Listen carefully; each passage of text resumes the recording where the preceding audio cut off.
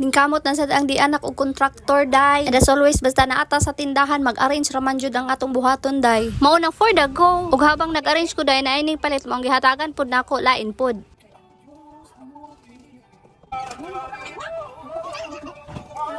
Og dira kay ako ang gi-arrange una ang mga sabunday kay nanimaho na ako ang mga junk foods ug sabunday. Kasi nay makapansin dira nga basa akong tutoyan day tubig na pag inom na ko nayabo day lain pud og gatas na nga wa naman tay gipatutoy ang amahan na lang man cheres. Gitabunan ako na kong bilahan dira day kay basin ibanta ni Mita wa biya tay tarong sweldoan. Maski mag short ra ka gamay day nadyoy posibilidad nga ibanta kay di man ta gwapa. Labo bitaw tong naghubo na day kay di jud iba ni Mita. Pertidyong garaa. Maong basta monetize data day be careful jud ta sa tong mga suot. Di lang jud sa atong suot sa atong mga i-share post ug ato ang mga i-post day. Kadang imuhang gipaning kamutan pila ka bulan para ma-monetize day. Impas jud na og iban kang Mita. Same jud to sa isa ka Facebook nako day pataka ra kog post mao tong giban. 180 days daw kunuhay day pero wala gihapon na balik day kay wala ra gyud niya day. Sige ra kog report ato nganong giban day kay sayang pud to siya nga Facebook kay mao to kong gigamit pang online seller day. Daghan jud baya kay kog customer ato nga account day oy maong gisayangan ko. Maong karon nakaundang na jud kog online seller day kay wala na perti na lang gamay ang akong friends nga kaila diri. Di sa panghinambog pero binulto jud tong mga order nako sa una kato nga Facebook ay. Maong karon mag-focus na lang sa ako sa tindahan day kay og mag-post ko perti ra man pong gamaya gansi kay og moadto kog supplier day. Igora jud iplite og moadto ko. Maong karon nag-focus na lang ko gamay sa akong gamay pod nga tindahan day. May na lang pod makabayad-bayad gamay sa akong mga kautangan day. Kay diri pod bi ako gakuha og balon or plite nako sa eskwelahan og moadto ko day. Grabe ka survivor ni akong tindahan. Labi na tong last week day nga street jud ko ni adtog tagom day. Tindahan jud na upaw ato day kay sa tindahan man ko nagkuhag plite. Mao na ingon nga nagnegosyo ta para mabuhi dili kay madato. Kay hello buhi-buhi lang jud ta ning tindahan na kay perti ra man pud ning gamaya day. Extra income jud nako ni day kay maluya man ko day og di ko kagunit og kwarta. Magsige man kog ingon nga labad akong ulo bisan dili good. Mao na umuingon ko sa akong partner day nga labad akong ulo mo ingon ra jud na siya butbut. Wa lang jud daw koy kwarta day mao jud na permi iyang tubag. Di lang jud labad ang ulo ang mabati day mabad mood pud sa tanang adlaw. Ana jud na day maluya jud basta naong og kwarta. Maong maning kamot jud ko og taman day. Proud lang pud kay ko aning tindahan ni kay maski gamay naka-provide jud siya sa ako ang mga kinahanglan day. Kugi og diskarte lang jud ang laban ani. Ug pasalamat po ko sa akong mama day kay habang wala ko siya jud ang gabantay day kay isirado man tan ako niya sayangan man daw siya sa halin maong iyahang ginaabrihan day. Very supportive jud kay na siya sa ako sa tanan akong desisyon sa kinabuhi ay. Except lang jud sa ako ang pagkamaldita. Ug bitaw back to tindahan nata nagabian akong inarrange dira day. Kay lagi chismis pa manggoy daghan dira jud. Ug mao na akong plastada day bahala ginagmay basta kanunay. Ug mao ra na akong video. Salamat sa pagtan-aw. Bye-bye!